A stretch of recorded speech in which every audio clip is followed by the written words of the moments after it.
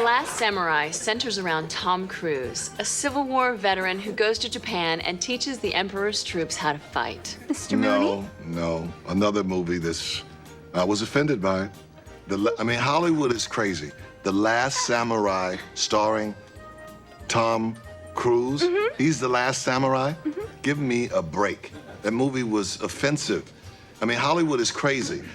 First they had the Mexican with Brad Pitt, and now they've got the Last Samurai with Tom Cruise. Well, I've written the film. Maybe they'll produce my film. The Last on Earth, starring Tom Hanks. How about that? And here we go. It's the comic book bullies. Man, you come right out of a comic book. It's the comic book bullies. You will bow down before me! It's the comic book bullies. Now I am the master. It's the comic book bullies. It's the comic book bullies. Welcome back to the Comic Book Bullies with Nerdist New Bully. I'm your host Leroy, aka the Completionist. That sounds weird when you say it out of context. With my co-hosts. Yeah.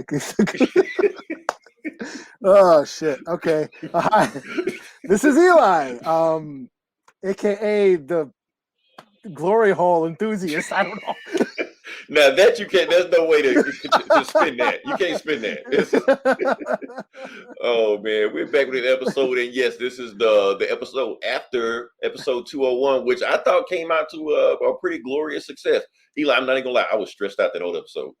Well, yeah, because you guys got to have fun and talk and joke and shit like that. I was in Gomer mode the whole time. I had to navigate this shit, make sure this shit went there, stuff like that. Technical director, camera 1, camera 2. Right. But it was fun. It was fun the whole time. Yeah. So like I said, let's do a quick shameless plug real quick. We have a sponsor. Even though technically we're the sponsor, but yeah, I'm gonna let you take over, Eli. Yeah. Oh, okay, yes. I announced this last week. But I am a part of a werewolf comic book anthology that's coming out from Native Realities. It's a Native American-owned comic book publishing company based out of Albuquerque, New Mexico. They have put out other. They've been putting out anthologies for the past few years, featuring Native artists and writers. This one has a werewolf theme, and it's right up my alley. And I'm lucky to be a part of it. And we have a Kickstarter going on. It is called A Howl, a comics collection of werewolves. Like I said, featuring indigenous writers and artists. We've been reaching milestones. Basically, the more money we raise, the bigger the book can be. The more stories, the more art we can put into it.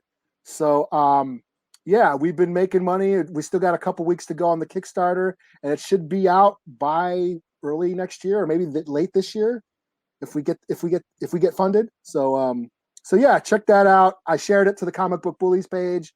If you can help us out, cool. And if you do help us out, if you do become a backer, you get a bunch of cool swag and shit. Stickers, artwork.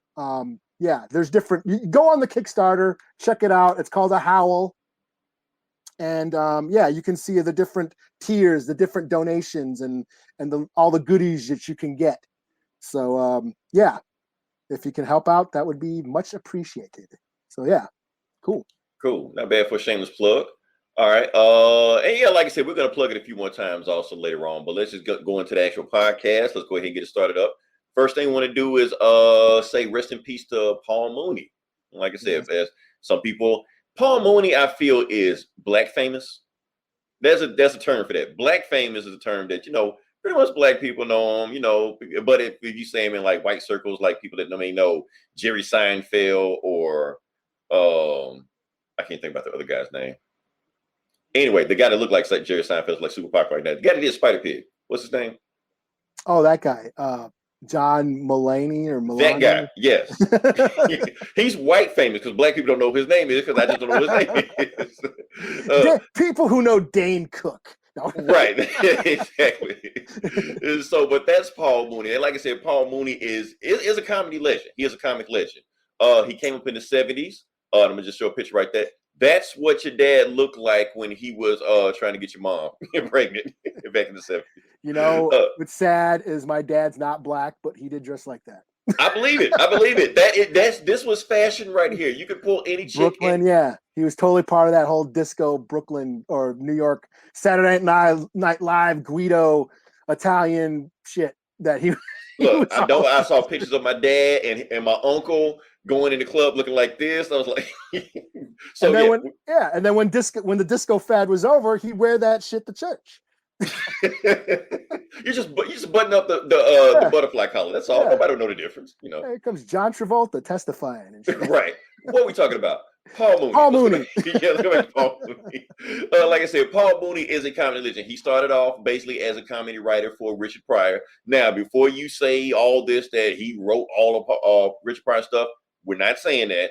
Every big comedian at that level has a writer or a team of writers. It's the name. It's the way the business is because you become a brand at that point. So, like I said, Paul Mooney was a writer for Richard Pryor, and he's pretty much was a writer on I call it the holy trinity of black parody sitcoms. You have the Richard Pryor Show, which if you haven't seen that, go back and watch it. I think it's like free on YouTube. It's like 6-7 episodes. He was right on that. He was right on The Living Color. You know, a lot of the homie don't play that stuff. He was like doing some of that stuff, even though it was Damon Wayans, but he was in it also. And also the Chappelle Show, which I think most people know him from. They like to say he was super famous, but the Chappelle Show, he had Night at the Movies, he had, which was a skit from Hollywood Shuffle. Yeah. He just pretty much just redid it. And what else? What was the other one? Negro Damas. Negro Damas was one of them. And then Axe Black Man also was on there also. So that was all the things he was doing on there. And he used to say a lot of controversial shit on there, but it was a Chappelle, so you expect controversial shit to be said on there. One thing he said that kind of got him in hot water was about Wayne Brady. That was classic episode. Classic episode, but I'm pretty sure it was completely unscripted. Dave Chappelle did not see it come and caught him off guard. If you say some shit to catch Dave Chappelle off guard, you've done something. But basically they asked him, why is it that white people love Wayne Brady? And basically Negro Damas said, because white people. Now what he said, because Wayne Brady makes Bryant Gumbel look like Malcolm X. That's what he said. So got him in hot water. Wayne Brady called Dave Chappelle like, what the fuck, man? Why you do that shit? So that's when Dave Chappelle decided to bring Wayne Brady on and do the whole, training day skit that they did on there. It was like one of the best episodes on that show. Was one of the best episodes. They're like, just Wayne Brady had to choke a bitch, which I think was actually Dave Chappelle's last episode that was on it. Because after that, season 3, they did something else on there. So yeah, like I said, Paul Mooney, comedy legend. Definitely go watch his stand-ups because he has a ton of stand-ups on there. They're not for the faint of heart. Well, that's the thing. Comedy never was. Yeah. And in this day and age where everyone's a little, trying to be mindful about what they're saying, the cancel culture, the woke culture, comedy is touching a lot of buttons that people aren't used to being pushed. But comedy has always done that. Right. And Paul Mooney was doing it for decades. When woke culture wasn't even a thing, he was pushing people. And it was almost like what you expected of comedians at that time to do. Yeah. You expect them to push the button. If you weren't pushing the buttons, what were you doing? Yeah. So I mean, everybody can't be Bill Cosby. And hell, even Bill Cosby not even Bill Cosby anymore. Oh, jeez. No comment. Oh man. So yeah, rest in peace to Paul Mooney. So let's go for let's see what's this next one. Oh, this is you. This is you because I don't know what this is. I don't know what this is at all. I try to filibuster as much as I could before you. Okay, so Derrick Lewis. He is a UFC heavyweight fighter, contender. I believe he might be up for the title shot soon. He did fight for the title, of course, lost, but he's been still got back in line, fought his way back up. So he's in line for another title shot soon. He's a very fun fighter to watch. He's maybe not the most technical guy, but he likes knocking people out. And he's just a blast to watch him fight. But he's also very funny. His after fight interviews are hilarious. He talks a lot of funny shit. yeah, he's just very enjoyable. He's just a fun fighter. And I follow him on Instagram. So I guess the other day he caught some guy breaking into his car, and therefore he knocked him out. He is a heavyweight fighter, so he, naturally punched this guy till he was asleep. Yeah, so I mean, his hands are not like registered as lethal weapons or shit like that. Or, I heard it in a movie. I don't know. Well, he knocks out heavyweights, so he's got some hands, heavy hands, and if they touch you, you're most likely hitting the floor. So yeah, he's got that knockout power, and that's what he tries. He's always trying to knock people out. That's what makes him so fun to watch. He's, like I said, he's not the most technical fighter, but he'll throw down. He likes to brawl and throw down. But yeah, so this guy tried to break into his car. He caught him, knocked him out. The guy got arrested. Now I follow him on Instagram. Now his Instagram is mainly like fail videos, a lot of videos. Oh, so not him, of somebody else. Yeah. Okay. He always posts these fail videos of people falling off shit, getting hurt. And he's out, and his caption is always "he's okay" or "she's okay." That's what, like, everything every comment on it's "he's okay." The guy will like get hit by a car, or he'll fall down the stairs, or slip or fall. Yeah, because you don't want to watch a snuff video. Yeah, and then he's always put "he's okay." So this guy broke into his car. I have an image to share. This guy broke into his car. And he knocked him out. The guy got arrested, and they took a picture of, and then they released his mugshot. And what did Derrick Lewis do? He put it on his Instagram page, and this is what he showed. Let's see, throw it up there. He's okay. He's okay. I was waiting for "he's not okay" or something like that. Yeah, he's okay. So of course, everyone liked it and shit. He's they call him the Black Beast. That's his nickname on the UFC roster, and that's what he's his Instagram is the Beast UFC. So check him out. He's really funny. I don't know. He always talked about going on Joe Rogan's podcast, but I don't know if he ever did. But he has funny, like, after the fight, before fights. He talks really funny. Well, you can see, and now I'm looking at it, he doesn't look okay. It looked like his left side of his head is kind of look swollen than the rest of the side. I think he took a pretty good shot. Yeah, I think so. He's not as okay as he says he is, Yeah, it might be a little sore, but he'll be all right. Yeah. But he's a funny guy. He's really funny. He talks really good shit, leading up to the fight. His post-fight interviews are hilarious. I'm sure you can look him up on YouTube. Derrick Lewis. His name is Derrick Lewis. Check him out. Fun times. Cool. All right. So we're ready to get into it. The big thing that was happening this week or weekend or whatever. Sure. Okay. So like I said, a movie came out. Eli watched the movie, and I watched it also. I was actually going to watch the movie. It wasn't just going to let you have all the fun, But yeah, we got a chance to watch a movie, and like I said, the name of the movie is Army of Dead. I just put Zack Snyder's Army of Dead in there because Zack Snyder is kind of the draw of here, or is it Batista? Which is the draw here? I don't know. Maybe both. 1-2 punch. Yeah, because this is one of those movies that, because like I think Netflix said they're dropping 52 movies this year, a movie a week, and this is one of those movies, and it's one of their big Zack Snyder. And Netflix also said this is the Snyder cut. They're not making anything else after that. This is it. This is done. As long as this fucking movie was, it better be. Yeah, that's what I was saying. Let me give my review first, because I know you're gonna go in on this, and I know you're gonna spot some stuff that I didn't see or anything like that. As far as this goes, I'm the filthy casual. As far as this goes, Yeah, so, you're not a horror guy. I'm not a horror guy. I'm not a horror guy. Not a zombie guy. I don't even really play zombie video games too much. I don't watch zombie TV shows. I mean, if the zone is cool. So watching this, like I said, as far as my best critique that I give of this, that it was a zombie movie. I don't really know what else to say. Like everything you expect to see from a zombie movie, people get eaten, zombies get killed, stuff get blown up, post-apocalyptic, setting, all there.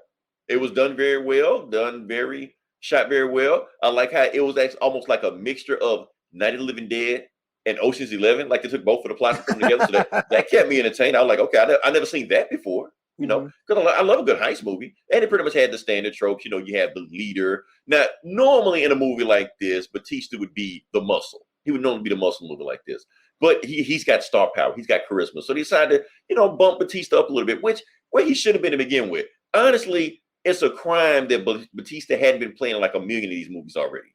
You know, just an action dude. If you really think about it, he really hadn't done a lot of those movies like that, but he should be living in those movies right now. But this is like the very first time, like you've seen, like this is probably like the biggest movie he's been in where he's the lead. And like, y'all waited way too long for this shit. He should have been doing this shit. So you got Batista in here. The cast was pretty grounded. I mean, like I said, you had the wheelman, who technically the driver. You had the safe cracker, which you always gotta have in a heist movie. You know, sexual tension. You know, with the one female on the team. You know, the family member daughter who's dead ain't supposed to be there, but it's a zombie movie, so that's supposed to be there. Fun fact that I found out about this. Okay, so you know the pilot in this movie, right? Yeah. She was digitally inserted after the movie. Yeah, Tignataro. Yeah. Yeah. Because what was the guy name? Chris, I forget his name. Whatever. You've seen before, asshole podcaster, kind of like Joe Rogan, but not like Joe Rogan, not as good as Joe Rogan. He got canceled. Can't remember what happened. Some sex shit. Don't know. Me too, yeah. He got me too, probably for a good reason. So they completely edited his part out of the movie and stuck her in. So she actually never met any other cast members in the movie. Yeah. And the cast members never met her. And matter of fact, and in the beginning of the movie, it was weird because when she walking away and you hear Batista says, I told you about this guy. I'm like, huh? Okay. I mean, like I said, it's 2021. You know, we're being pronoun sensitive nowadays. So I played it off and think twice about it. But then going back, it looked like, oh no, it was supposed to have been that other guy first, and then it switched up with her. I was like, oh, okay, cool. So, because honestly, I never noticed. I never paid attention to it. And her dialogue was funny. Honestly, I think she was better in this role than that guy would have been in anything I've ever seen him in. He's not funny. Only thing he's ever done funny was what, that Eminem parody shit or whatever. That's about it. I don't even think I saw that. Like, yeah, I know who you're talking about, but he's just one of those Dane Cook kind of guy. Dane Cook kind of guy, right? Yeah. He's not black famous. That's all I can say. Oh man, but that's all I got to say about it. Like I said, overall, I give them. Only thing about this movie that I do feel it was a little too long. I think that's when Snyder started to get up his own ass again. Like I said, Netflix don't tell anybody what to do. They just throw money at you, just let you go. And I think for Snyder, that's not always the best decision to do with him. Because I think at some point he forgot he was making a zombie movie, and I think he thought he was making art or cinema. And I'm like, no, Zack Snyder, no. Keep it a zombie movie, you know. And I get the parallels, you know, when he had the thermal gun, and he's trying to make, you know, connections or parallels between, you know, this movie and 2020. Because basically, this movie is what we thought 2020 was going to eventually turn into, but it didn't quite go that way. Almost didn't quite go that way. It kind of lulled in the middle. I feel like it could have tightened it up. That a zombie movie doesn't need to be 2.5 hours. This is not The Dark Knight. It doesn't need to be that. Yeah. Shorten this shit down, you know. But I had fun. Like I said, the stuff that was in it, I had fun. Kung Fu zombies, super zombies, robot zombies, tiger zombies, horse zombies, smart zombies. What else can you ask for? I mean, I was like, does it make sense? Not at all. And honestly, the dumber the movie was, the more I was having fun with it. So, basically, yeah. It's when it got smart. I was like, no, Zack Snyder, don't do that. But that's all I got. Like 4 out of 5, good movie. Go watch it. If you like zombie movies, you'll like this. You don't like zombie movies, probably don't like it. Like I said. Yeah, I enjoyed it too. It was one of those let's leave your brain at the door. It didn't make much sense, you know, just the premise. Like, okay, why are they robbing a casino in a zombie apocalypse? That sounds stupid as hell. But then you find out why, you know, right. Oh, okay, Las Vegas is quarantined, you know. I'm going into spoilers, so spoiler warning, spoil some shit. But yeah, Las Vegas is zombie ridden. And the United States government walled, it's like Escape from New York. They put up a wall around Las Vegas. Mm-hmm. So of course there's those parallels between the wall, and of course I'm sure you can read some sort of make some connections between the infected and the pandemic that we've been going through. Definitely think he was trying to say something, again, trying to make a statement, an artistic statement, but you don't Right. give a shit. He's an auteur. He's a Yeah. visionary. You know. Yeah, you didn't give a shit. You didn't care about any of that shit. It was stupid and dumb and just lots of blood and gore and just was fun to watch. It was like a total popcorn movie. Turn your brain off and just have fun. And that's all it was. Yeah, it did get long. That is my main critique. It didn't need to be 2.5 hours. In fact, when I saw the time, I was like, 2.5 hours. Oh man, movie? But it didn't. It did lull, and it did lull in there for a little bit. I think he was trying to give us the family drama and all that shit, which I didn't care about. I mean, especially after 10 years of The Walking Dead. I don't need, I'm done with how hard it is to live in a zombie apocalypse. Yes, we know killing a family member that has turned into a zombie is hard. We know about all that. It's a tragic fucking thing. I get it. I don't need to see it any more of that. Let's just just push it. Let's keep the roller coaster going. So yeah, when he was trying to like dump in like an emotional, dramatic, storyline between the daughter and Batista, or even with the female soldier on the team, like that came out of nowhere. I did this for you. I'm like, wait, we're going here? We're doing this now? Yeah, when it was like trying to be serious, you didn't care. Right. Okay, let's just get back to the blood and guts, because that's what. But the thing is, it's a way to be. Some movies can be serious but dumb at the same time. Like they can be serious scene but winking at the camera. But this movie, it felt like Zack Snyder was really trying to be serious with the serious thing. Like it was no irony in it at all, no winking at the camera at all. Yeah, and that's where the extra hour came. That's where the Snyder cut came in. It was an hour long. It was an hour too long. This could have been in and out in 90 minutes, and it would have been just nice, quick paced, and just a blast. But other than that, other than the length time and the forced in drama shit, I had fun with it. I got to see, zombies getting killed, really cool gore. Even though a lot of it was CGI, it was still convincing. Where I was like, oh wow, I was laughing my ass off. It was over the top, cartoony violence, and something that he can do very well. And I was a fan. I loved his Dawn of the Dead remake. I saw that shit like 5 times in the theater, so I almost thought this was like an extension of that. Okay, that's what I was gonna ask. So, is there any connection between those two? Like, is this a cinematic universe or whatever? I don't think so. But this is a little divisive among. How his Justice League or his DC movies are divisive amongst comic fans, right? In with horror, this is just as divisive because you have zombie fans that aren't. That don't like running zombies or smart zombies or anything. That was awesome. I love the running. Yeah. I'm like, give me something different. I don't care. Make it as dumb. Like I said, leave your brain at the door and make it as dumb as you want. As dumb as just give me the campy stupidity, and I was good with it. Like if you notice, I watched it twice. Okay. In the very first scene, they're leaving Area 51. Mm-hmm. If you look up in the sky, there's 2 UFOs. And they go when that army convoy is driving out, the UFOs follow it. So you see these like 2 lights in the sky, and they go. Oh damn! Okay. So there's an alien connection, and I'm like, give me more of that. Like fuck the family shit. Give me that aliens taking over the earth with zombies shit. Give me Plan 9 from outer space. As dumb as that sounds, that's what I want. Like just give me the campy stupidity because that's what I was there for. Yeah, like so. I don't know if there's like some alien connection between. I'm sure that's what he was suggesting. This specimen, this zombie that that was the alpha, and he could think, and he put the helmet on his head so he couldn't get shot with a bullet. And I thought that would evolve the zombies. Give us something we haven't seen before. And plus, the movie sets it up. I mean, it doesn't just throw running zombies. It lets you know, like first. Those slow walkers, they let you know ahead of time. Okay, those guys are dead. Yeah. They didn't make it. Basically, they got replaced. Like the zombies are coming up. You don't know what to expect. Be ready for anything. So I was ready for. When I saw Tiger Zombie, I'm like, okay, I'm ready for anything.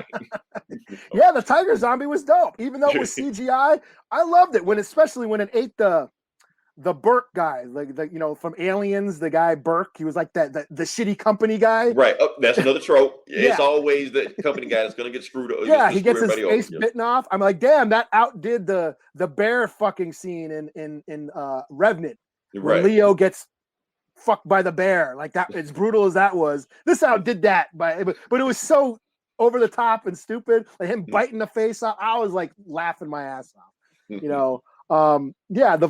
There was a lot of homages or ripoffs of other horror movies. It followed the plot followed like 10 different horror movies, like Aliens, and it's nothing we haven't seen before. But then again, he gave us a bunch of new shit to enjoy. I mean, I like that he evolved the zombies. And people, there's some horror fans that say, I don't like the fast zombies or the intelligent zombies. And then I'm like, Return of the Living Dead, yo. Right. Return of the Living Dead. I can't even remember the last time I seen a slow zombie in a horror movie. Yeah. Yeah. But like, everybody loves Return of the Living Dead. Those are smart talking zombies that run. What's wrong with that? You know what I mean? That's a classic, Now I can understand the Kung Fu zombie, that was dodging Batista. Yeah, capoeira and shit. Right. I can see hardcore purists can be pissed off by that. I was loving this shit. I was like, okay. Yeah. Give me that. Yeah, I didn't care. I thought I was laughing. I was like, yes, the dumber it was, the more I was enjoying it, I had a lot of fun. I mean, there were a lot of homages to movies like American Werewolf in London. There was a scene where somebody falls and the guy, help me up. And okay, right when he's going to grab for the guy, the zombie's going to get him. And sure enough, it was like a shot right out of American Werewolf in London. So it was like, horror fans were picking up on these little homages to different movies and shit. I mean, it was fun. I enjoyed it. I watched it twice. I thought it was cool. Cool. We're gonna make you a Snyder cultist yet, Eli. Yeah. Hey, like I said, I love Dawn of the Dead. I like this Watchmen movie. I don't care. I like 300. You heard it here first. Eli said it. Restore the Snyderverse. I mean, I think when he does horror, I like his horror stuff. I mean, it was long. He does get a little carried away. I think he's trying to, make some art. I'm sure there was something in there with Zeus and Greek mythology. The zombie's name was Zeus, and the hotel was Mount Olympia or the Olympia Hotel. Oh shit, I didn't catch all that. Now that you say it, okay. I'm sure he was trying to say some shit, but I didn't give a shit. But I'm hearing this is even the whole hotel looked like you're climbing Mount Olympus or whatever it was. But I'm hearing that this might be a cinematic universe. I heard they're making a prequel animation. And I'm hearing a show like with the Safecracker. He's supposed to get his own spinoff, like a prequel spinoff. Okay. So I don't know. We'll check out. Yeah, but I'm down for it. Whatever they do, I'm down for it. So. I liked it. It was like it was a dumb idea, but then he made it work. Escape from New York with zombies using the plot of Aliens and every other horror movie. And another thing, Hollywood, give Batista more work. Stop having him doing this bullshit.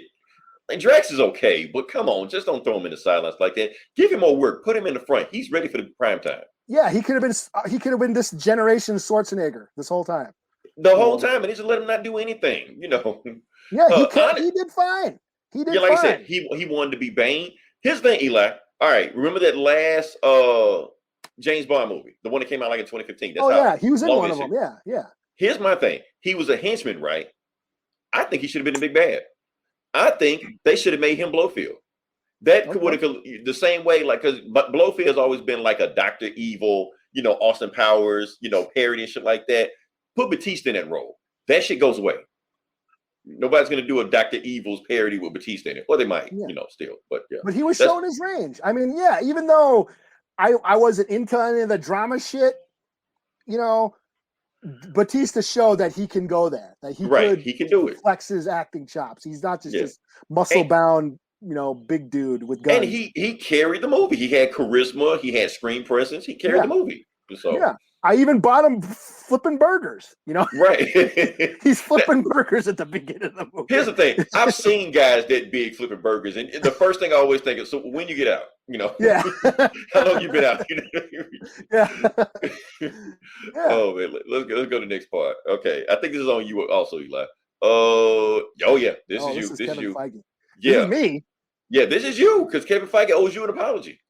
Does he? No, He owes refresh you an my apology. memory. What exactly did I say? This is what you said. This is what you said. Whenever that Doctor Strange movie came out, 2017, 2018, can't remember when it came out. You and Kevin Feige gave this bullshit ass excuse. Not only he, but the screenwriter also basically gave an excuse saying that we have to race change the ancient one because if we leave the ancient one Asian, it's going to be a racist stereotype and all this yada yada yada, and it'll get banned in China, so we have to change it. You said bullshit. You saying, yeah, it's racist if you leave it the way it is, but you can update it, you can change it, you can revise it. And Kevin Feige is now basically saying what you said 3 years ago. Like, yeah, we should have changed it, we should have revised it, we should have thought about it a little more and just writing it off and just be done with it, you know. Yeah. So because you didn't have to leave it exactly as in comics. Because one thing in the comics that the ancient one, you know, Doctor Strange, they are trained in Tibet. And like for all those about getting the politics and shit like that, China and Tibet were having like real issues, maybe even worse issues what it was then. But China doesn't recognize Tibet as a country, and if Marvel would have even mentioned Tibet in any kind of way, the movie would have got banned. You know, they was already on thin ice being a magic movie anyway, and China doesn't fuck with magic in movies anyway. So you could say they could have been in it. Now, the writer of the first Doctor Strange movie, he called it the Kobayashi Maru. That's a Star Trek term. Folks that watch this podcast, hopefully they know it. Kobayashi Maru, basically, unwinnable situation, no-win situation. No matter what you do, you're screwed. And you can I know that now. I know that now because I've been watching Star Trek. Ah, okay. You becoming one of them. I've been assimilated into the collective. Don't start with the phrase. I know the phrase, man. Resistance is futile. I know that shit. We are not about to become the podcast. We will not let Gomer infect us. He's like a fucking zombie when he came in. Oh shit. What were we talking about? Yeah, okay. So the Kobayashi Maru, no-win situation, no matter what you're gonna be screwed. And it may be a situation, maybe what it is also, but they say maybe if they thought about it, could have been different. I just throw up a quick picture of basically what we got versus what we had in the comics, you know. So yeah, like I said, you can tell which one is the ancient one in the comics and which one is the changed one from the movies. So we can tell.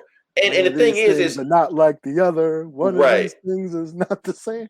Because you got to think about it. Okay, yeah, it's a race change. You can say it's a race change, but at the same time, it's very few.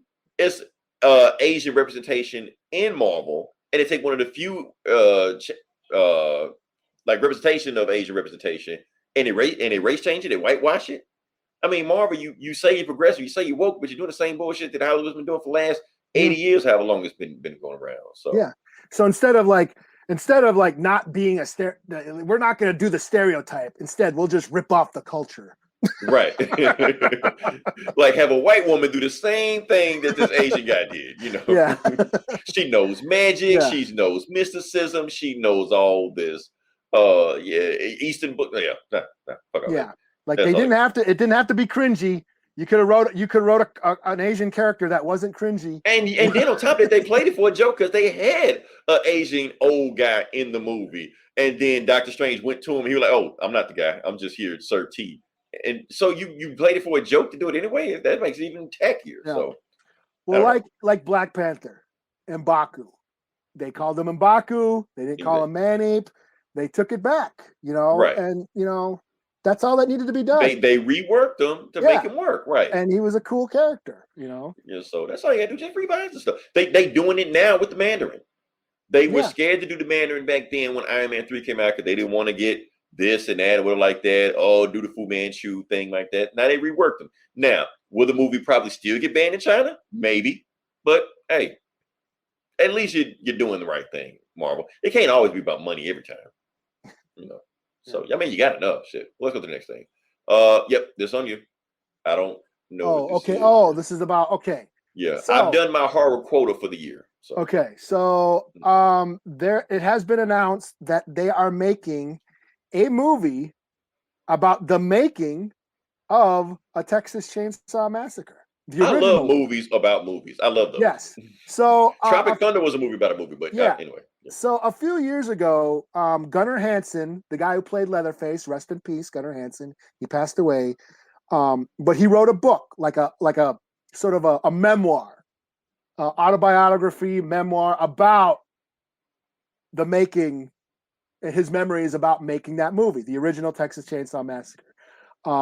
So now it's been picked up by somebody's going to make it into a dark comedy, and it's gonna be about the behind the scenes of the making of Texas Chainsaw, which I think sounds pretty funny because it's like there was a lot. It was very indie. They made it for like $100,000, shot it totally guerrilla style, no permits, in the hot blazing summer Texas sun.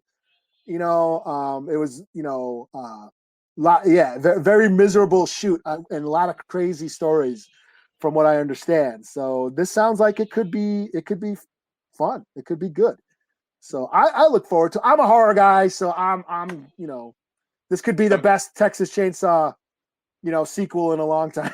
Hey, there just could be a one. You don't sleep on that one. I like that one. That one was good. That's one of the few that was the sergeant from Full Metal Jacket. Yeah. He was in there. He stole that movie. He stole that movie flat out. That was he surprisingly. made me forget about Leatherface. Right. Yeah, that movie was surprisingly well done. The Texas Chainsaw remake from 2003 or 4, whenever it was, is one of the better remakes that come out during that whole remake era. Right. But yeah, I mean, I like Tobe Hooper's movies. I like the first and the second one because it's got a lot of metal bands on the soundtrack. I like Leatherface 3, but then there's a bunch of shitty ones that are just horseshit that, they're making another one now. Old Man Leatherface now, they're making a new one. What the heck? Okay. I don't know how that's gonna go. I don't know if I want to see Leatherface with a cane. I don't know. But I don't know what makes a good Leatherface movie. It's kind of weird, because usually the best horror movies or the best sequels stick to a formula. Jason movies work so well because every movie Jason is hacking up teenagers. I mean, because that never gets old. You can make a Jason movie now with hacking up teenagers and it would still work. I mean, you can throw them in space, whatever, like that. But I mean, it still works. Freddy kind of hit or miss, but he was a jokester. They turned him into the Joker. And for a while that worked, then that got played out after a while. But for the most part, because they start playing it more and more up by each movie. Yeah, it was more they were turning into cheesy comedies, but they stuck to a formula. Same thing with Chucky movies; they kind of stick to a formula. Whereas like Michael Myers and Leatherface, I think they try to like go into, try to get too deep with it, and I think that's what ruins the formula. I think I think that's why. Well, I think because if you talk about Halloween and Texas Chainsaw Massacre, they're old school. Like they're some of the originators of it, so they were there before those tropes got really invented. They invented the tropes. Yeah. So that's why I think they don't follow those formulas because they were around before the formulas were even invented. So Michael Myers, they try to get into this whole cult thing, and he's got some weird dark magic power that keeps him alive or whatever, and there's like this cult that worships him or some shit. And then that just got dumb. And then Leatherface, it's mostly about the family. Leatherface is part of a family of cannibals, and I think they kind of forget that, or they that becomes secondary. I think the better like the remake kind of focus. That's why the R.I.P. Emery from Full Metal Jacket stole that movie because it was more about the family. They centered it at the family. They highlighted the family characters. Right. Because honestly, I didn't know much about Texas Chainsaw Massacre. So when I went to the movie, I'm like, so why are they going about the family? But then when you get into the family, you're like, oh, the family's fucking awesome. I'm loving this. It made me forget about Leatherface. Yeah, I mean the hitchhiker. You don't see Leatherface in the first movie until like halfway through. You're introduced to the hitchhiker first. No, you're introduced to the fucking cook first. And and then Leatherface just happens to be the guy that does he's the butcher, You know, Right. He's just there. You know. yeah, you know. So yeah, I mean, I look forward to this. It sounds like it's going to be funny. I hope it's going to be funny, and yeah, just you know, for horror fans, hardcore horror fans, a movie about the making of the behind the scenes of the original Texas Chainsaw. So, Okay. cool. To get this back on comic book track, you said you having a movie about you want to see a movie about a movie. This movie about a movie is what I want to see. Fan Force Stick. Oh, there you go. I want to see. I will campaign for this. Release the Fan Force Stick movie of the movie, because the stuff I hear about the behind the scenes of how that movie was made is stuff of gold. That is a movie in the making about Josh Trank punching Mr. Fantastic in the face. I want to see that shit. You know, Did he like trash the house or some shit? He like trashed the house, all this stuff. They locked him out of the editing room when he did it. He tweeting how the movie sucked before it came out, before it went on there. I want to see this movie, man. This movie would be fucking awesome. Even if you have to change everybody's name on it, just make a just generic superhero movie. Make that movie. You have a movie on your hands. So okay, Seth Rogen and Judd Apatow, do that shit. Do that shit. Oh wait, aren't they canceled? Who's canceled?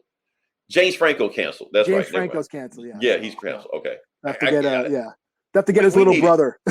Yeah, get Dave Franco. We need like a website, an application to see who's canceled like that. You know how child predators, when you go in the gas station, shit like that? We need that for actors also. Don't hire this guy. You know. Oh, speaking of, Master of None is back. Season 3? I don't think I've ever watched that. I never watched that. No. Master of None is awesome. Master of None is awesome. Is that who is that? Aziz Ansari. Oh no, the guy I've never watched that. No. That show was great. Well, the first season was great. The second season didn't see that much like that, but it took some time between the second and third season because he got canceled. Okay. You know, doing that whole Me Too thing, they went at his ass. Turned out he didn't do shit. He just had a bad sex night. That's all. But he just got clamped in with the rest of the Me Too shit. They just kicked his ass off. Now I'm hearing, I haven't seen it yet, don't know for sure or not, but they're saying he may not even be the main star of the third season. Like he's in it, but they may be focusing more on like the secondary characters. Like they're like pushing him back some. I'm like, that's kind of fucked up because he was the best part of the show. It's his show. Yeah. I love Parks and Rec, you know. Yeah. It's like that, but edgier. It's Netflix R-rated shit like that. Yeah. Moving on to the next part. Okay, this one I feel passionate about. I feel passionate about this one. Okay. Yeah, you got to explain this to me. So. Okay, I got it. I wish I could show that to you, but you get the gist what's going on in the background. Okay, so like I said, Twitch, and let me see if I can pull this up real quick. Twitch has made a official statement about how they're conducting their streams and where things are going to go, because things have been getting a little bit out of hand. And I'll get to it in a second. Let me see if I can find the actual. Yep, here we go. Boom. Okay. So do you see it? Okay. Yeah. Okay. So like I said, it's basically we're going to talk about Twitch stream because there's been a theme popping up on Twitch streamers about streamers have been in hot tubs, you know, bikinis, you know, all the stuff like that. You know, basically they're trying to see whether or not it meets Twitch's guidelines, but it does. Now, the thing about Twitch is that Twitch has had a thing going on right now because there are streamers out there that do hard work and do this stuff like that. I'm gonna just show you just a random stream. May or may not be mine, you know, and then work on, you know. But you got some streamers on there that actually want to play the game and show you stuff like that, you know, having time, stuff like that. And that's cool. But there are also streamers on there. This is what I have to compete against, Eli. This. Oh, yeah. Yeah. Big titty Twitch streamers sitting on bananas in a hot tub. There's no game controller in sight on here. Meanwhile, on Twitch. So you got to think about it. It's hard for me to compete against that, you know. But think about this. Okay, yes, she has big tits and she rides on a banana in a hot tub. But can she do a 100-hit combo on Arkham Knight or Arkham City? I can. She can. Who are you gonna go? That's what I'm saying. So that's the stuff you got to compete against. But at the same time, I guess it's what are you into? I guess. Titties Titties or fucking combo hits on Arkham Knight. Right. What's your fetish? You know, what's your kink? Right. Oh, the 100-hit combo on Arkham City. Like, no, I don't want you doing that while we watching my podcast. You sure are the goddamn Batman. So that's stuff you got to compete against. So what they've done to kind of separate this stuff is that they're actually putting the Twitch streamers or the titty streamers, what we want to call them, in their own separate. Streamers. Yeah, that's what they've been called because it's rampant. You can't go anywhere without seeing stuff like that. You just click and you're gonna see it. So they have created their own category for them to be on. So now if you click, Avengers or Street Fighter or NBA 2K, you have to worry about accidentally bumping into, big titty chicks streaming. You don't want to see that. You may want to see that, but you don't want to see it by accident. So now they have their own category. Because, and the thing is, some Twitch streamers have turned Twitch into OnlyFans. You don't want to cross the streams. Oh, okay. So we got Star Trek, we got Ghostbusters. Let's see if we can get a hat trick before the night in the night. So yeah, but that's all I want to talk about. Like I said, it's stuff you got to compete against that.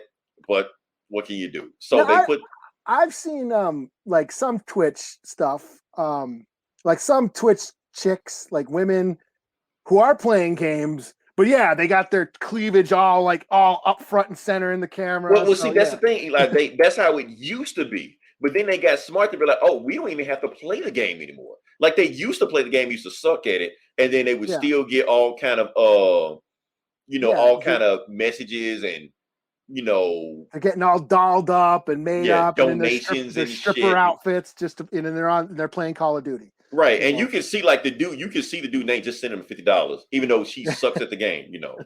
You're like, why are you sending her $50 for to suck at this game? But now they don't even play the game anymore. They just sit there like us, except with the tits out. That's all. It's extra money. Maybe you gotta, wear something different, man. Yeah, I guess. I don't know. Hey, I'm not doing that. This is not an OnlyFans page. This is let my cleavage out and shit. We'll get more hits and shit. Get the wrong crowd. You wear like a big, like a crotch on and shit like that. Yeah, well, we'll set up a Patreon. Yo. Oh man! Now we start getting money from that, Eli. I don't know, like, Dr. Evil. All right, keep going. Next part of the podcast. Yeah. All right, like I said, it's Comic Book Bullies, where we talk about the comic books, and I guess we could just jump into it. So the first one we're gonna do, let's just knock this bullshit out. Yeah. Like it's a thing, but I'm just not too excited about it. It's the Heroes Reborn #3. That is where we're going with this, and I'm like, yeah, it's cool, and I get it. It's the Justice League, but it's in Marvel. They get a chance to tell DC stories where they couldn't before. But I don't know, Eli. It's like, okay, that's cool. Well, is it cool? I mean, cool like not cool like cool.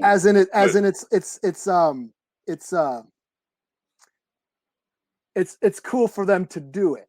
Yes, it's cool to do it. Like, good for you. I'm glad you're doing it. Not like cool, like cool. Like no, not like that. It's all right. You bet. Yeah, but now I'm just gonna ride this thing out. Just see how it goes. Maybe make fun of it. Get some kind of entertainment from it. Just whatever. So let's just jump into it. Let's see. Stop screen. Oh yeah, stop that. Let's go here. Okay. Yeah, because I read this and I'm like, I'm not, going balls deep into the politics and all the references like we did last week. I didn't see any of that there. I just saw Fast Dude. Like I said, okay, so like last week's episode was about Hyperion, their Superman ripoff. Now this is about the Blur, which is the Flash ripoff, Mm-hmm. Oh, that's the wrong book. I'm doing the wrong book. Yeah, it's the wrong book, man. That's the wrong book. Oh shit, what the fuck am I doing? There we go. #3. Yeah, there we go. Reborn. Okay, so like I said, this is the Flash book we're doing, and like I said, you see on the back is the Scarlet Witch. I'm sorry, Scarlet Speedster or something, I think the Speedster Witch or something. Speedster Witch. She's the Speedster Supreme or whatever the fuck she is. Yeah. So it sounds like some out of Taco Bell or whatever. Okay, so yeah, basically how the book starts off, he's basically telling how fast he is. He's watched like 15 TVs at one time, and he's got 5 dates going on at the same time, and he works like 12 jobs, and he does all this stuff, and it's all cool. Basically saying while he's doing all that, he's still being a superhero. And here's the first Flash trope or thing you see in a Flash comic. Now he's fighting Ursa Major. Ursa Major is actually a Marvel thing. He's basically a Russian bear that's part of their Russian Avengers team. But he's in the Bear City. So basically it's a reference to Gorilla Grodd. Gorilla Grodd. See, I didn't even Yeah. I didn't even catch that. Yeah, but they don't go that deep in this book like they do with Hyperion. Like every book is this, and this, and that. Although they do start some. like when he says like blur whatever. Yeah, right there. Blur note. That's like flashback. When he always says flashback, it's always like a thing there or whatever like that. So anyway, he's fighting the Scarlet. What is her name? Scarlet Witch, Scarlet Speedster, Scarlet.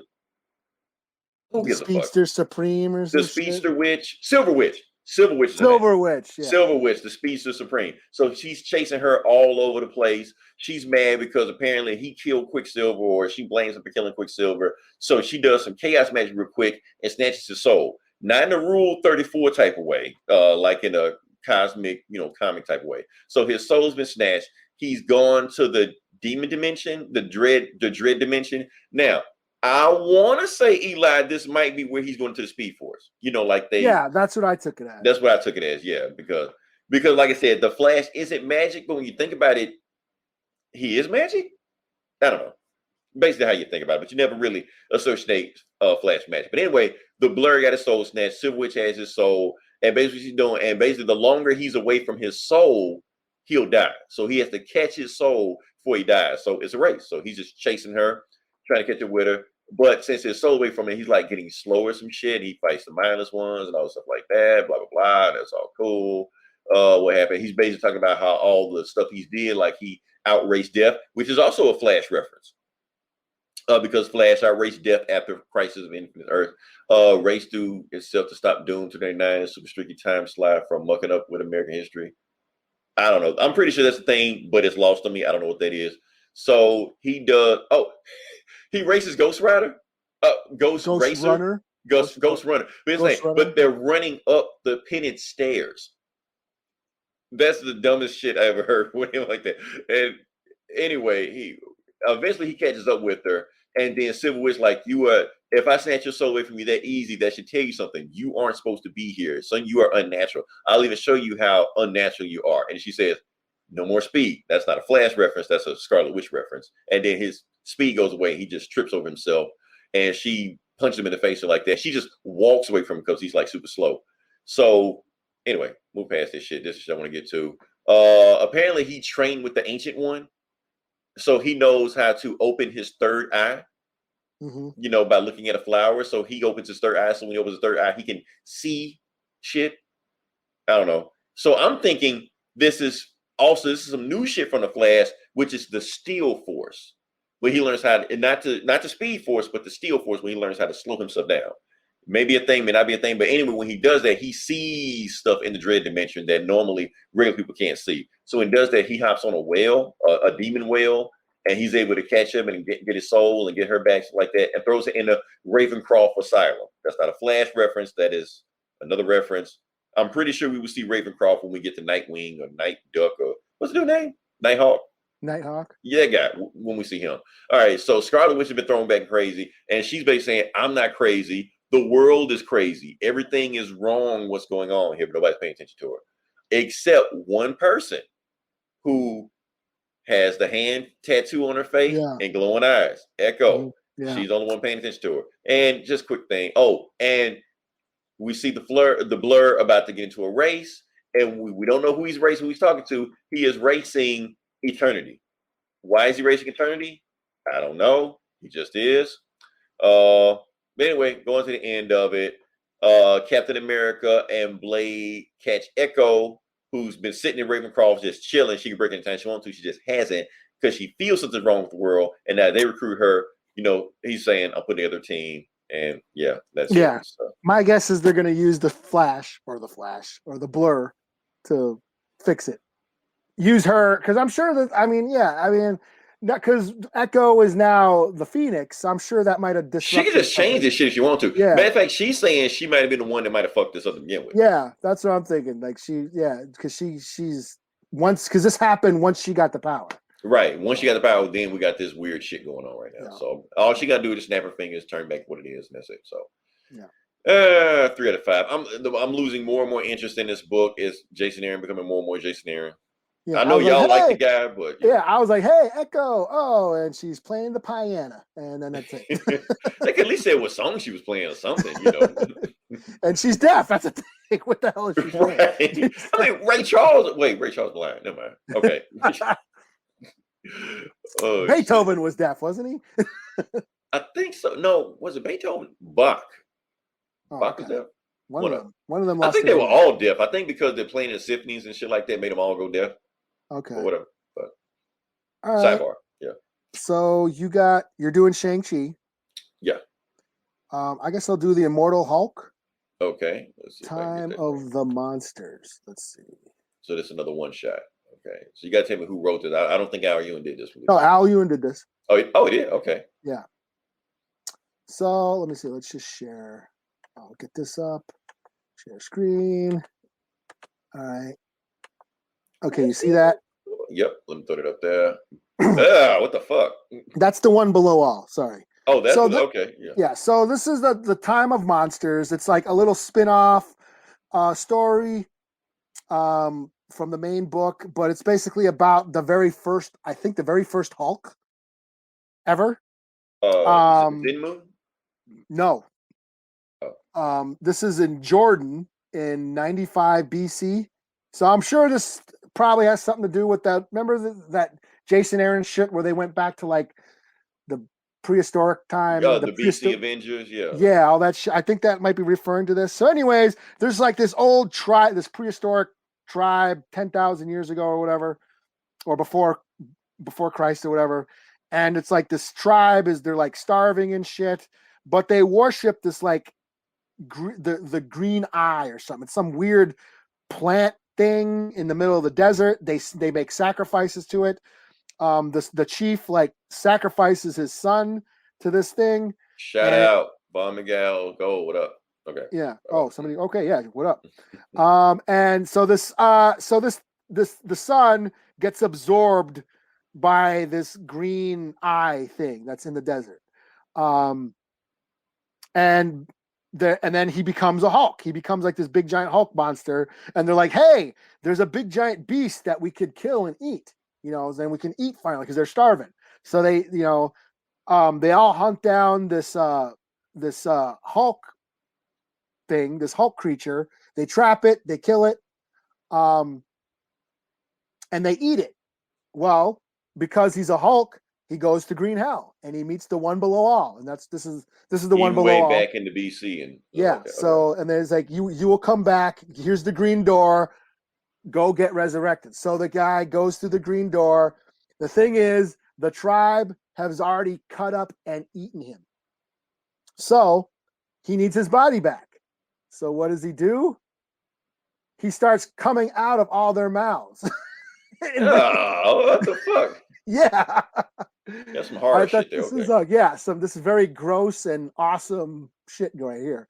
So yeah, they all start puking back all the meat that they've eaten, and he reforms as the Hulk again. And basically like, I'm the Hulk, I'm here or whatever, and that's the end. So pretty cool little reference, a little side story that's not ties itself to the main book. So it kind of like spawned Dark Ages or something like that. You know what I mean? That's what kind of reminded me of, an olden day Hulk. So pretty cool. I know Ghost Rider used to do that a lot, like the Phantom Rider and stuff like that. Yeah, different versions of the Rider. So this is like the very first Hulk ever. So yeah, I thought it was pretty cool. So 4 out of 5. Okay. Kind of reminds me of Slammer from Ghostbusters, but that's just me. So, yeah. Oh man. So let's see. Where do we go? Let's go to the colors. Let me see here. Growth. Yeah, that's what I thought too. It caught me off guard. We need a disclaimer on that one next time. Yeah, I actually went, oh god. The thing is, you always talk about this. Is that the first time I ever showed the one below all? We've seen them before. We've seen them. But I think that I shared a picture of them, but yeah. Okay, because you always talk about it, but you've never shown them before. Is what first time I saw them. Like, okay, yeah. I wasn't ready. So yeah. Let's see. We're not going to do Shang-Chi yet. We're going to do Justice League number 61. We're going to stick with Brian Michael Bendis. Okay, that's his book / Naomi. So yeah, it's basically doing a Naomi book with Justice League. So let's jump into this. What do we got here? We are starting with it's right there. Boom. So last time we left off, the Justice League were getting attacked by some big supervillain named Brutus. Brutus went back to his homeworld, which is Naomi's homeworld. So since Naomi has the same energy, Flash used his cosmic treadmill to jump dimensions and shit like that. And Naomi took them there, but they all got split up. They don't know where they are right now. So basically, Brutus is back in his home world, and his home world is pissed. They're like, why are you here?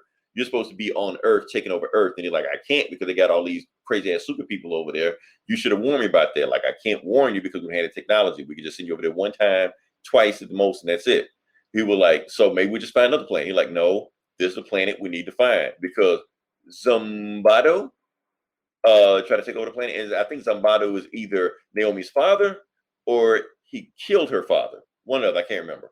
But anyway, he's saying we need to take over that planet. That planet is awesome. And then they get this weird shit. They're like, what happened? So they realize the Glores surge, whatever like that means, is that they know that the Justice League has hopped over here to their planet. So that's because they're scared of it. And basically the book is about what's going on with all the Justice League members. I'm gonna just hop to it real quick. Black Canary runs into some of the people, and then turns out her powers being on this planet are like amped up way more powerful than they've ever been before. So she just screams at them and they just get the fuck out of the way. She's like, oh shit, I wasn't expecting that. And she's like, who are you? And like, maybe you didn't hear me the first time. So you know what she did. Batman has a little thing with Naomi. I'll show that. So Naomi is scared. She don't know what's going on. The people are coming up here also. Then all of a sudden, boom, black smoke pops out of nowhere. They're like, where did black smoke come from? And then all they see in the middle of the thing is a batarang. They don't know what happened. They thinking her powers is she can turn into a batarang. You know, but turns out Batman took her and took her away from there. And she like, shh, wait for it. And then batarang explodes in front of the faces. Anyway, she's scared. Batman does his whole mentor, Robin, whatever, yada, yada. I'm not going to worry about that. This is kind of funny, though. Batman and Superman have their own frequency that the Justice League can't hear. So they can talk to each other when nobody else, when they need to just have a conversation with themselves. And based Superman power, where everybody else's powers getting stronger, his powers are getting all fucked up.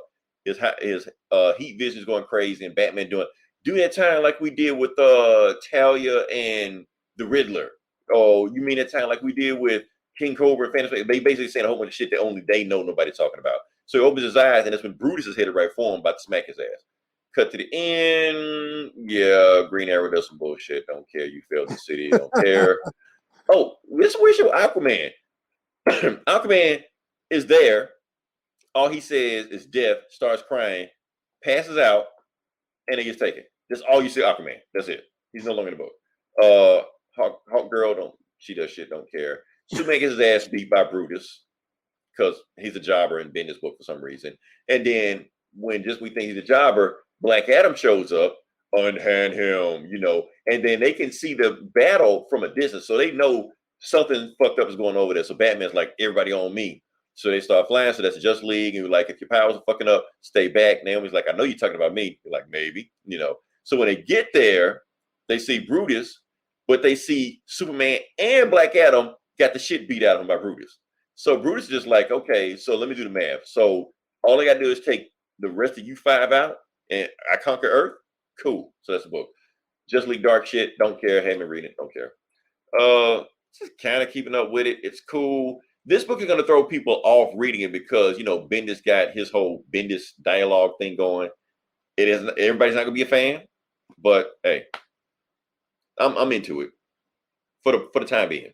For the time being, I'll write it out. I just like the artwork on it more than anything else, you know. And plus, get it. It's like I said, if he's basically making this a Justice League book disguised as Naomi, finally we'll find out what the hell Naomi is all about, you know, before her CW show comes out. So yeah. All right. So yeah, what you got? I guess I'll do Star Wars Bounty Hunters, number 12. Cool. All right. So this is still the prelude of Target Solo, the War of the Bounty Hunter event that's going on. But this is the main Bounty Hunters book that I've been following for the past, a year now. Shit. So this is basically a Valance's book. Valance is an old cyborg, bounty hunter from back in the old Star Wars comics. He used to be an Imperial pilot, but then got blown up, and now he's like a cyborg. So we've been following his journey. Right now, him and Dengar are on their way to that planet that Boba Fett had that gladiator fight on, because they know Boba Fett has Han Solo. Dengar is after the bounty. Valance wants to save Solo. Him and Solo were in the Imperial Academy together. We get some flashbacks between Valance and Solo, where he actually saved Solo's life. But meanwhile, we have 4LOM and Zuckuss. They're those other two bounty hunters that are in Empire Strikes Back. The one looks like a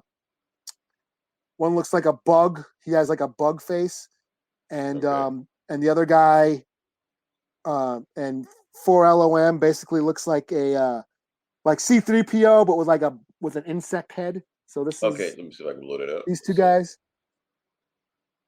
Oh yeah, those guys. They were in the lineup of bounty hunters on that the Star Destroyer deck in Empire Strikes Back that Vader's talking to. But so they're after Valance, but then they cut a deal. They're like, hey, everybody's after Solo. I mean, we know, if you want to help us track down Solo. And they're like, no, we're not. The cost of fuel and going up against Boba Fett, blah blah blah. It ain't worth it, But then they're like, oh well, I know where Boba Fett is. So they're like, okay, cool, let's go. So they basically all decide we're gonna go, go find Boba Fett, So it's still setting up this war. They're all trying to find, Han Solo frozen in carbonite. This takes place between Empire and Jedi. Boba Fett has Han Solo, but he's lost him. That's what's going on right now. So, it's still the prelude. So it hasn't quite started yet, but I'm into this whole crime underworld of the Star Wars universe. So I give it a 4 out of 5. So, yeah. Cool. All right. So my last book, and I appreciate you for letting me do this one, Eli. Otherwise, I wouldn't have shit to do. Like I said, now we're going to say this correctly because we've been saying it wrong for the last 40 years, Eli. I just found out about this too. I just found out. I didn't know that either. My whole life, it's been a lie, So it's not Shang-Chi, it's Shang-Chi. We've been saying it wrong the whole time. That's how they're going to say it in the movie. So that's how we're going to say it now. We're going to be progressive. We're not going to do like every other YouTuber or Twitch streamer, whatever want to do. That just want to, where they call him Shang-Chi, I'm calling Shang-Chi. Woke Marvel won't change me. We're going to change. Not my Shang-Chi. Right. That's what you're going to keep saying. They're going to double down. They're going to lean into it. No, we're not going to do that. If they say it's Shang-Chi, we're going to go with Shang-Chi. Just move. And I'm going to go eat me a taco. You can't tell me to wear my mask. All this shit. So, yeah. So basically what's going on right now is that we review Shang-Chi. I got to deprogram myself. It's kind of like Thanos and Thanos, like we always, anyway, going on past that. We review Shang-Chi's 5-issue miniseries, stuff like that. And this is his ongoing series actually leads right into that. It's all connected together. So it flows right into it.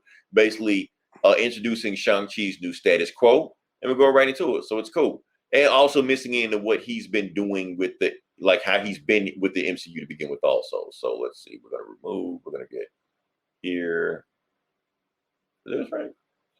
Oh, yeah, there we go. Almost fucked that up. Okay. So, like I said, the first arc of the story is called Shang-Chi versus the Marvel Universe, and exactly what you think it's going to be. The first up, but it's not all at the same time. Basically, you know what? They're doing the same thing they did with Black Panther, Eli. I can see it, but I'll talk about that later on. They're basically starting to put Shang-Chi over, So they got to line him up with a whole bunch. Basically going to turn the whole Marvel Universe into a bunch of jobbers and put him over, So the first one's up, Spider-Man. Because it's issue number 1, and you want his movie to sell a whole bunch, so you got to put Spider-Man in the book to sell. That's just what you do. That's the Marvel way. And he also got his Sister Dagger, who's now Deadly Dagger in the regular run. But this is actually a prelude to what happened later on. This actually, we're going to flash back to earlier what's going on. So like the hot lawyer, that was the niece of his boss. They're finally going to date. This is months after what happened in the miniseries. And they're basically talking and having a good time. And while he's doing this, his sister keeps calling him. Sister Dagger keeps calling him on the phone, texting him, do you want me to kill this guy? They're like, no, don't kill the guy. Can at least stab him? Stab him. So what they're doing in this whole time, like the crime organization he inherited, he's trying to basically undo all the stuff they did. So any kind of drug smuggling, weapons dealing, human trafficking, he's trying to shut this shit down. He's using his people to shut this shit down, but he's got to find them first. So while they're doing all that, and finally he just cuts his phone off. He's like, don't call me no more. I'm on a date. And then right before they get busy with the busy, boom, the guy gets thrown into the window, and outside, Sister Dagger's out there. She's like, I didn't kill him. You know? So you're like, and quit calling me Brother Hand, quit calling me Spring Commander. He basically telling him, quit calling him that shit, you know. So then we go to it, and they see this little thing there. Oh, basically this guy picks up something off the ground, and it's like a little package, package, little worm thing, stuff like that. Or and root. Basically, like a root or whatever you want to call it. And before we get there, this part was kind of funny also when Shang-Chi said, leave me alone. I'm on a date. I get a date every now and then. And this is that like, what the hell are you wasting time with dates? You know, you're the king. We can just call you a couple concubines and call it a day. You know, as many concubines as you want. Yeah, but you want, you know, sow your royal oats. You know. Yeah. So while that's going on, the guy picks up the root and he turns into some kind of falcon animal thing, whatever like that. Shang-Chi beat the shit out of him. Yeah. Shang-Chi beat the shit out of him. Make quick work out of him. Not a big deal. Sister Dagger picks up. She's like, this guy got a little spider toy hooked to his foot. And Shang-Chi is just like, that's not a spider toy. That is a toy. Oh, yeah. Because Sister Dagger's like, how dare you touch the king or the supreme commander? I'm about to cut your fucking throat out. And then she gets webbed up. And then, boom, the Amazing Spider-Man. This is old Pete. This is the friendly neighborhood Spider-Man, Peter Parker. He's here. And Shang-Chi sees Spider-Man. And she wears him up. He's like, ugh, this shit feel like snot. You know, when she puts the web shooter on him, the webs on him. And then they meet each other. They do, because basically the reason they know each other, Shang-Chi trained him. When Spider-Man lost all his powers, he trained him in the way of the spider. So he taught him how to fight. Spider style. Yeah, spider, whatever you want to call it. Heavy is Marvel's Capcom. And then he meets his sister, Deadly Dagger. And basically what they're doing is that they're tracking down this drug ring. And since Spider-Man is doing the same thing, he's tagging along with them. You know, and they all, you know, do their thing. And Spider-Man's just like, I'm about to swing. And Shang-Chi's like, allow me to accompany you. And Sister Dagger like, why are you talking like that? You know, like, don't he know who you are? Like, you don't talk about these superheroes shouldn't be talking to you like that. Because he's still acting like he's like a second tier guy around these guys, you know. So then he talked to the old guy of the shop. He's like, I know you're running drugs at the back. I know you're doing it. Shut the shit down. He's like, oh, I used to work for the old one. You're basically the old crime boss that Shang-Chi and Sister Dagger's father. I used to work for them. He put me up to this. We used to like the Yeti, which is the urine, which is what they call their Yetis in China. And basically he learned how to manipulate the formula where he can sell the drugs to people and make them super powerful, super villains, and shit like that. And he gets it to himself, turns himself into some kind of wild urine Yeti, whatever like that. And his name is King Wild Man. King Wild Man will be a thing. I'm taking a guess, but I think he will be a thing later. Well, do you remember Big Trouble in Little China? I do. Is that a reference to that? Remember that the hairy monster that was in there? Oh, that's what that's referring to. Yeah, okay. that's what the Chinese Yeti was. Oh, yeah. I never made the connection. Okay. Yeah. All right. So Sister Dagger is going to fight Wild whatever his name is. And then Shang-Chi is asking Shang-Chi, I keep messing it up, asking him, so have you been no. Before we get to this part, he's talking about his family. He was like, yeah, I understand family can be rough. My family didn't interview with me. I've been about a whole different path. I might have been a pro wrestler, all this stuff like that. And he's just telling him, man, if you need any help with your family, you know, just let me know. And Shang-Chi just thinking to himself, well, what you could do is shut the fuck up and start talking about my family. Because I don't want to keep lying to you and let you find out what's really going on, because everything going on right now is really tied to me, you know. And then he asked him, so have you been training? You remember all the training I taught you? Like, I mean, I forgot all that stuff. He was like, well, if you do it, I promise you, your spider sense will get stronger. And the moment he does that, he trips an alarm. He was like, oh, yeah, my spider sense don't work well with motion sensors. He was like, that's what I'm trying to tell you. If you did the shit I told you to do when you was training, you would have caught that shit. So they get shot at. They beat the shit out of these people, stuff like that. Web them up. Shang-Chi kicks all of them in there. Oh, yeah, they beat King Wild. Oh, and that's not even the whole point. That's a whole nother part to this shit right here. They beat King Wild Man. King Wild Man touches Spider-Man, put the root on him, and Spider-Man turns into Spider Yeti, Spider Urine, or whatever. So now they got to fight Spider Monster, whatever like that. So he's twice as strong as he was before, even though he was already super strong because he has the strength of a spider, So Sister Dagger just like, look, let's not hold back this guy. Let's just kill him. Holds his mouth open. I'll stab him. I'll slit his throat with my dagger. Call it a day. Like, no, you're not gonna kill Spider-Man. I have a better idea. So what they're gonna do is Shang-Chi basically grabs his web. It's like, this shit feel like snot. Like, just shut the fuck up and grab it, Then he takes the root off his face and he turns back to regular, And then Spider-Man's like, okay, why haven't y'all called the cops yet and get these drugs out of here? And she's like, all this stuff has the symbol of the Five Weapons Society on it. This shit belongs to you, Shang-Chi. So he's like, okay, I'm the Supreme Commander. And she was like, yeah. And that's the thing. He keeps trying to act like he's, a C-list character. Oh, Spider-Man, don't worry about that. And she calls me like, why you keep acting like this? Acting, she really want to say fuck off, but she don't say that, because it's Marvel, And then she's like, fine, I'll tell you who I am. I'm the Supreme Commander. I'm the Brother Hand, leader of the Five Weapons Society. The police are not touching these weapons. I'm taking these weapons and getting them out of here. So he makes a phone call, calls his team.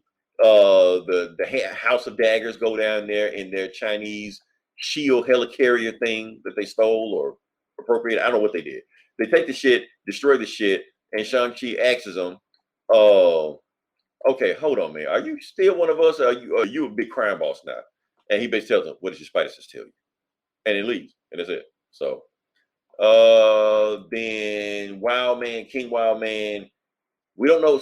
King Wildman is being talked to by somebody, but it looks like there's friction. Is going to be like a civil war coming up. But that doesn't matter. Next book, Shang-Chi versus Captain America, and that's the cover with Shang-Chi holding Captain America's shield, kicking Captain America out of the building. So, this thing. Now, for those that don't know, Shang-Chi has already kicked Captain America's ass back in Jonathan Hickman's Avengers run when they sparred one time, and he couldn't touch Shang-Chi. So this is already a thing. So there's even no competition. This ain't like where he was young and was a rookie, didn't know what he was doing. Shang-Chi just whooped his ass and just was done with it. It was taking it easy on the whole time. Because, is that you? You did that? Yeah, I'm sure. Okay, I thought somebody was popping in here. Like, what the fuck? Scared the shit out of me. Oh yeah, but that's all I got with this book. So, what you got next? So no, I was just sharing this. This is this is the Uran from. That's for the regular list. Okay, yeah. The brown Yeti, the Chinese Yeti from Big Trouble in Little China. Oh, gotcha. Okay. And it's coming back to me now. Yeah. Where's another? And here's another picture of him carrying Gracie Law. So yeah, that's the thing about this book is that they do go deep into Chinese lore. Not deep, but they give you a hint of Chinese lore. And Shang-Chi's whole thing is that he's fighting against these things. So I like how you tie all it together. So. Well, yeah. Last time it was the hopping vampires. Yeah. So they're making reference to martial arts movies. So yeah, if you're a fan, So yeah, it feels like they're following the formula of what they did with Black Panther. Not the movie, the comic. Because the comic, like I said, he was a D-list character that pretty much got the shit kicked out of him every now and then. Every now he get a win over some people every now and then. But then when Priest got his hands on him, he started putting them over everybody. He started beating everybody's ass. Oh, I'm a king. You can't talk like this. I'm way bigger than you thought I was. They're doing the same thing with Shang-Chi. Even though he needed his ass, he was always whooping everybody's ass. But now he's like, no, you can't treat me like some second tier class Avenger. I'm really this huge ass crime boss. I'm control over all this armies and shit like that. So you treat me with some more respect. It's basically they're doing the same thing. And he's getting over on everybody, beating shit at everybody also, just like they started doing with Black Panther. Like he, the first 5 issues, he went to Mephisto, went to hell and sold Mephisto his soul, some shit like that, and ripped his heart out and stuff like that. Saying that he's gonna go one by one and kick every Avenger's ass. Captain Marvel is on there. Shang-Chi he's a badass. He ain't Captain Marvel badass. I want to see how that shit goes, So yeah. All right. So what you got? No, that's where representation matters. When you get people representing themselves, telling these stories, you get some cool shit.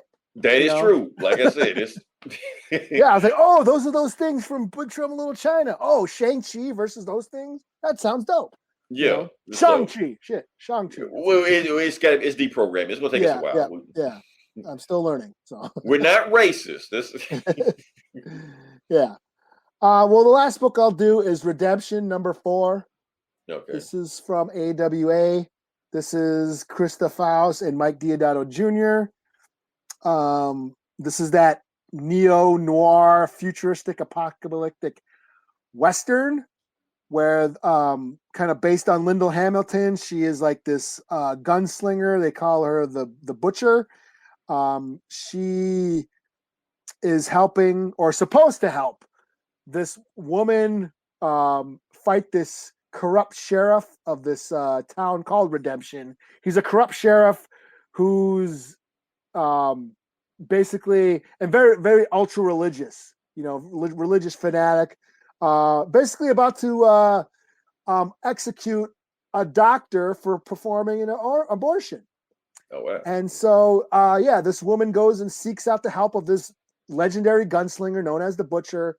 And we get a little bit of flashback on why, and she doesn't want to help her. She doesn't want to, she doesn't consider herself a hero. She's not a good guy. Basically telling she doesn't care, but she's trying to, that torn hero thing. I got a dark past. I'm not worthy, redemption, redeeming herself, all that stuff. So she's got to go back to that town and kill the sheriff, kill her ex-lover, all that. That's what it means going up against. So the next issue is going to be the final issue, the conclusion. So you can tell her this is going to be, the final gun fight will be in the next issue. So it's cool. Deodato's art is dope. The action is dope. The detail and just Deodato doing. Oh yeah, I see that. That's like Savage when we first started doing Savage Avengers. Yeah. Yeah, you can tell the action panels. He just draws action very well. So I'm into this book. It's 4 issues now. Last issue is next week or next month. So yeah, I look forward to it. So yeah, another 4 out of 5. And that's pretty much it. I'm booked out.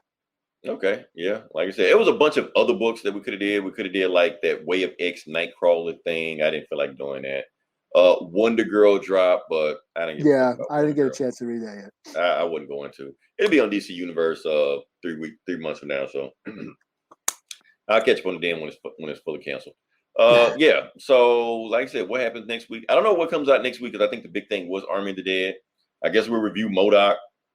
I'm gonna just be like really quick about it, just whether or not it's good or it sucks. I can give a review right now on the 2 issues or 2 episodes. I want. Go for it, knock it out. But I won't. Okay, we'll collect our thoughts. We'll only fans. yeah. Oh yeah. So yeah, like I said, just check it out next week. We'll have some more books we'll get a chance to talk about. Until then, this is Leroy. This is Eli. We'll talk to you guys next week. Same bully time, same bully channel. All right, here we go, third take.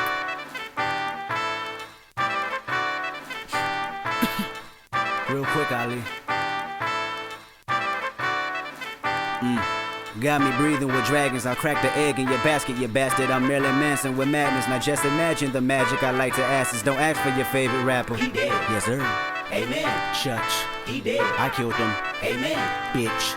And this is rigor mortis, and it's gorgeous when you die. I recorded and I'm Morpheus, the matrix in my mind. I'm out the orbit, you an orphan and a hairdresser combined. I'm on the toilet when I rhyme. If you the shit, then I decline. I climax where you begin and then I end on cloud 9. And that's important when you morph into an angel in the sky. And don't be forging all my signatures. My listeners reply and tell me that you biting style. You got a hell of an appetite, and I'ma be here for a while. Just buckle up before the ride, or knuckle up if you can fight. We always making them duck or die. A suit and tie is suitable, and usual is suicide. CSI just might investigate this fucking parasite. He dead.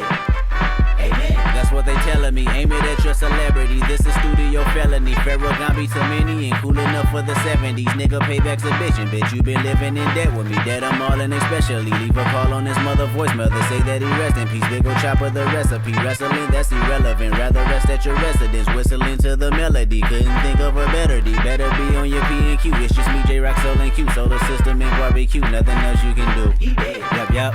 Amen. I killed him. He dead. Amen. Amen.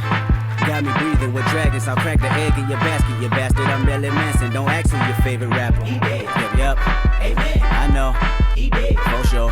Amen. Amen. Got me breathing with dragons. I cracked the egg in your basket, you bastard. I'm Marilyn Manson. Don't ask who your favorite rapper. I rapped them and made them Casper. I captured the likes of NASA. My pedigree to fly faster. I passed the weed to the pastor. We all are sinners. Once you sentence the Bible study faster. Yo, hypocrite is reaction to blasphemy. I assassin my casualty and it's casually done. And tell him my salary coming. Lumps of 100s. Don't talk to me about no money. The sun is under my feet and I come in peace to compete. I don't run. If you athlete, my statistics go up in weeks and I go visit the nearest creek and I get busy. Yo, mini MC really ballistic. Anybody can see any assistance. Everybody to see some persistence. Recognize I be really too vicious. The permanent beast and the demolition. Bringing up the streets. Better partition. Better dot your T. Hannibal mention. How all you see. Putting my dick in the rap industry. Everybody bitching, getting mad at me. Recognize Kendrick in a battery. And I'm charged up in a catastrophe. It's charged up in audacity. And y'all fucks never gonna hassle me. And y'all luck just ran out. You'll see. He did. Yep. Amen. I know. He did. For sure. Amen. Amen. Got me breathing with dragons. I cracked the egg in your basket, you bastard. I'm Marilyn Manson. Don't ask for your favorite rapper. He did. Yep. Amen. I know. He did. For sure. Amen. Amen.